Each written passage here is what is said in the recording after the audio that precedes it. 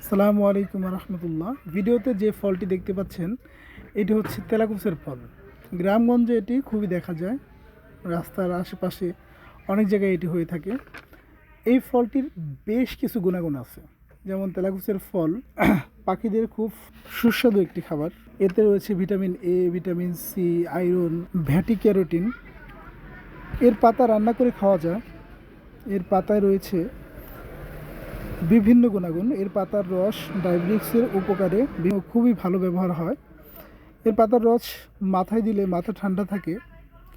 এছাড়াও এই ফলে রয়েছে অনেক পুষ্টিগুণ, তাই আপনার আশেপাশে যদি এরকম ফল দেখে থাকেন তাহলে এর পুষ্টিগুণ অনুযায়ী এটি ব্যবহার করতে পারেন।